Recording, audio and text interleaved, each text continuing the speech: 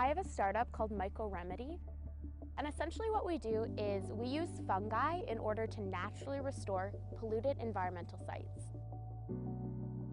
So what we're doing is essentially we're going to be looking for fallen trees and decomposing trees and look for mushrooms that are naturally breaking those down.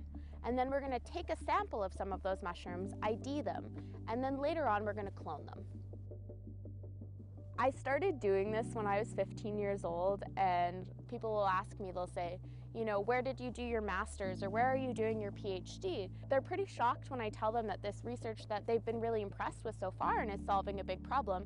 I actually started developing it before I even had a high school diploma. At Remedy, essentially what we're doing is we're developing novel technologies in order to restore polluted environmental sites in a completely natural way. We've seen a bit of a problem emerge with pollution from industry.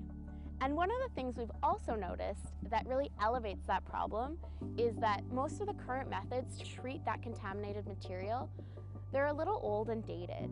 And most importantly, they're very chemical intensive and energy intensive. So what we're working on doing is sort of learning from nature and taking nature's own methods and learning how to apply it to a problem that we have. So we're able to use fungi in order to restore hydrocarbons and other contaminants in the soil. A lot of my generation isn't like the past generations, especially in terms of how we work. One of the things about being entrepreneurial and especially starting a startup is that you need to have a lot of knowledge and you need to be able to teach yourself those skills. But because we've learned how to use technology and we've sort of had access to all of this information our entire lives, it's really easy for us to go out on the internet and read papers and find different videos to teach ourselves the skills necessary to become entrepreneurs or to develop new technologies. So in 5 years, I would love to see my company operating across Canada and hopefully around the world.